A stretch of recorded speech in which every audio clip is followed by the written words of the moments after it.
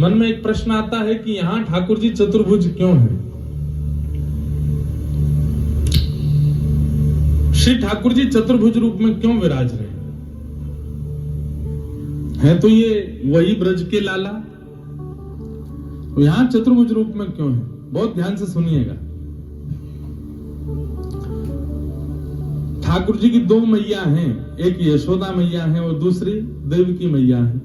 जन्मदाता मैया कौन सी? देवकी मैया। देवकी मैया ने जब ठाकुर जी को जन्म दिया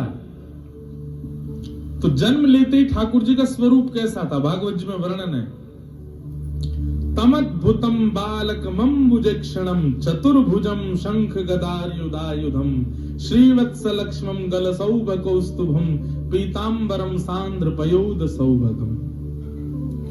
ठाकुर जी चतुर्भुज क्यों है?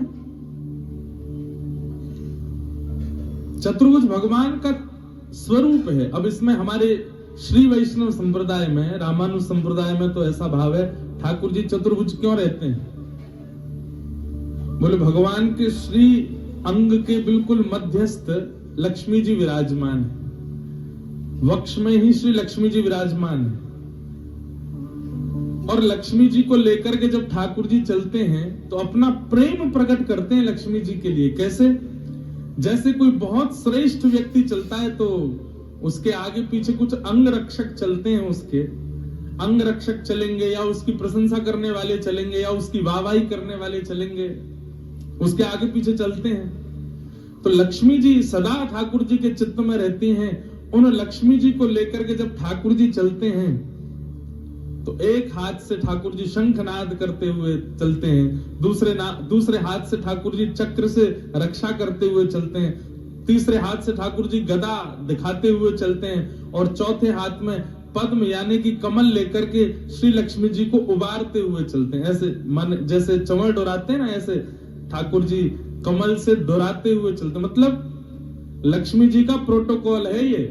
शंख चक्र गदा पद्म ठाकुर जी लेकर के श्री लक्ष्मी जी के इर्द गिर्द उनका प्रोटोकॉल बनाते हुए चलते हैं, जिसके प्रति बहुत सम्मान या बहुत सम्माननीय व्यक्ति होता है उसके साथ में सुरक्षा कर्मी, प्रेमी कर्मी, उसके जय जयकार करने वाले रहते ही हैं। ऐसी लक्ष्मी जी के चारों ओर श्री ठाकुर जी चतुर्भुज रूप धारण करके उनकी रक्षा करते हुए चलते हैं। इसलिए चतुर्भुज रूप है। ये ठाकुर जी का नित्य स्वरूप है। नित्य ठाकुर जी चतुर्भुजी रहते हैं क्योंकि श्री सदा चित्त में बैठी। एक रेखा है यहां पर ठाकुर जी के श्री अंग पर, वो स्वर्ण की सी जो रेखा है वो श्री ही है, वो लक्ष्मी ही है, वो सदा रहती है। इसलिए ठाकुर जी शंख चक्र गदा पद्म। वुमेन एम्पावरमेंट सबसे पहले पालन करने वाले hमारे नारायण भगवान। पतियों को सीखना चाहिए कैसा सम्मान करते हैं ठाकुर जी अपनी पत्नी का। हमारे श्री वैष्णव संप्रदाय में एक कथा आती है धनुर्दास की। धनुर्दास जी जो थे वो अपनी पत्नी के पीछे छतरी लेकर के चलते थे, ऊपर छांव लगाते हुए चलते थे। और दुनिया तो चलो पीछे चलती है, वो तो आगे चलते थे उल्टे होकर के, पत्नी के ऐसे पीछे पीछे चलते थे। क्यों? ताकि इनका रूप मैं देख सकूं। भाष्यकार श्री रामानुज स्वामी जी ने जैसे ही देखा धनुर्दास को अपनी पत्नी के आगे छतरी लेकर के चल रहा है, रामानुज स्वामी जी समझ गए, बोले इसके अंदर एक गुण है। क्या? रूप देखने का। पर वही गुण संसार के प्रति है इसलिए दोष बन गया, और यही गुण ठाकुर जी के प्रति बन जाएगा तो यही भक्ति बन जाएगा। और श्री रामानुज स्वामी जी ने कृपा की और धनुर्दास को कहा हम तुम्हारी पत्नी से भी सुंदर रूप दिखाएं, वचन दो उनके ऊपर छतरी लेके चलोगे। धनुर्दास बोला क्षमा करें भगवान, मेरी पत्नी से सुंदर कोई नहीं होगा। अगर मेरी पत्नी से सुंदर कोई आ गया तो आप छतरी की कहते हैं, मैं पत्नी सहित उसकी सेवा में लग जाऊंगा अगर मेरी पत्नी से सुंदर हुआ तो। भाष्यकार रामानुज स्वामी जी उसको लेकर के गए। रंगनाथ भगवान पौड़े हुए हैं, वैसे तो सदा सबके लिए मूर्तिमंत रहते हैं, पर आचार्य आज्ञा होते ही ठाकुर जी माने ना, ऐसा हो नहीं सकता। रामानुज स्वामी जी ने जाकर के निवेदन किया, बोले भगवान ये धनुर्दास रूप देखने का बड़ा उत्सुक है, आप कृपा करके अपना रूप दिखाओ। तुरंत ठाकुर जी शेष शैया से उठ करके बैठ गए और जैसे ही अपने प्रकट रूप में आए, धनुर्दास ने उनका दर्शन किया, सदा के लिए न्योछावर हो गया और पत्नी सहित सेवा में आ गया ठाकुर जी के। कहीं ना कहीं पत्नी का सम्मान करने पर हमारे रामानुज संप्रदाय में एक धनुर्दास को साक्षात भगवान का दर्शन हो गया। इसमें कोई बुराई नहीं है। पत्नी का सम्मान करो, पत्नी की खूब रक्षा करो, खूब आदर दो, उनको आदर देना प्रारंभ करो। ठाकुर जी देते हैं खूब। और द्वारिका लीला में तो पूरी लीला है, ठाकुर जी कितना आदर, केवल रुक्मणी नहीं 16,108 पटरानियों को ठाकुर जी आदर देते हैं। तो ये जो चतुर्भुज रूप है, इसके कई कारण बताए गए हैं। भक्तों की रक्षा के लिए चतुर्भुज रूप है, त्रिलोकी की रक्षा के लिए चतुर्भुज रूप है, पर हम वो सुने जिससे हमको कुछ सीखने को मिले। ठाकुर जी लक्ष्मी जी के सम्मान में चतुर्भुज रूप धारण करते हैं और सदा लक्ष्मी को चित्त में निवास देते हुए ठाकुर जी सम्मान करते हुए, कमल दुराते हुए, चक्र घुमाते हुए, गदा से रक्षा करते हुए, शंखनाद करते हुए, सावधान कौन आ रहा है, बोले लक्ष्मी जी आ रही है।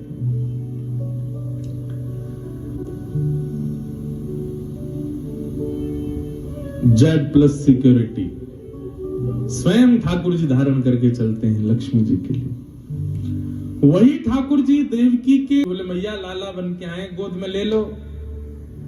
मैया बोली 4 भुजा वाले को गोद में लेने में शर्म आती है हमको, 4 भुजा धारण करके आए हो आप। ठाकुर जी बोले मैया मैं 2 भुजा वालों है जाऊं, बोले है जाओ। ठाकुर जी फिर 2 भुजा वाले हो गए और फिर पूरी ब्रज की लीला की। लेकिन जैसे ठाकुर जी लौट करके 11 वर्ष 56 दिन बाद आए मथुरा, देवकी मैया ने जब 2 भुज में देखा तो मां ने ठाकुर जी से कहा, बहुत ध्यान से सुनिएगा लाला, बेटा चाहे कैसा भी रूप धारण कर ले, कितना भी श्रेष्ठ हो जाए, कितना भी सुंदर हो जाए, पर मां को सबसे पहली बार बेटा अपना जब दिखा था, गर्व से प्रकट होते ही जो मां की गोद में बालक दिया जाता है, उस समय का क्षण मां कभी भूल नहीं सकती। और उस प्रथम क्षण में जब देवकी मैया ने ठाकुर जी को देखा, तब ठाकुर जी की 4 भुजाएं थी, चतुर्भुज थे। तो देवकी मैया बार बार लाला से कहती, लाला तेने 2 भुजा धारण कर ली, मेरे कहवे तक कर ली, पर मोह तो बार बार तेरो चतुर्भुज रूप ही दिखे, तेरो वो शंख चक्र गदा पद्म वारो रूप ही दिखे। तो ब्रज से आते ही देवकी मैया के पास व्यवस्थित होते ही ठाकुर जी ने ऐसा नियम बना लिया कि जब जब देवकी मैया के सामने है ठाकुर जी चतुर्भुज रूप में ही रहते हैं, क्योंकि देवकी के गर्व से प्रकट हुए लाला चतुर्भुज रूपधारी। इसलिए मथुरा की आगे की लीलाओं में और द्वारिका लीला में ठाकुर जी चतुर्भुज रूप में विराजमान है। ये देवकी नंदन ठाकुर जी हैं। कौन से? देवकी नंदन, ये देवकी के लाला। और द्वारिका की एक विशेषता बताएं, द्वारिका में सब चतुर्भुज हैं। द्वारिका में ठाकुर जी चतुर्भुज, बलराम जी चतुर्भुज, सामने देवकी मैया वो चतुर्भुज, वसुदेव जी चतुर्भुज, रुक्मणी चतुर्भुज, जाम्बती चतुर्भुज। यहां जो भी है, आप पूरे मंदिर में जितनी आकृति बनी है, कोई 2 भुजा में नहीं मिलेगा आपको, सब चतुर्भुज है, सबकी 4 भुजाएं हैं। अरे हमारी श्री जी श्री राधा रानी का भी जो यहाँ स्वरूप है ना, वो भी चतुर्भुज है। क्यों? क्योंकि द्वारिका भू वैकुंठ है। क्या है? भू वैकुंठ। ये वैकुंठ ही है, ये पृथ्वी का हिस्सा नहीं है, ये वैकुंठ ही है। हमें और आपको देखे, कई हो सकता है पढ़े लिखों को ये बात अटपटी लगे, लेकिन ये वास्तविक है। द्वारिका के महात्मा में ऐसा वर्णन है कि यहां आने के बाद एक सामान्य व्यक्ति भी चतुर्भुज हो जाता है। हमारी भी चतुर्भुज होंगे, हमको दिखता नहीं है, इस समय हम भी चतुर्भुज होकर के भ्रमण कर रहे हैं, सब चतुर्भुज रूप में विद्यमान है। द्वारिका में कोई भी दो भुज वाला नहीं है, सब चतुर्भुज है। यत्र प्रविष्टो सकलोपि जंतु आनंद सच्चित घनताम उपैति।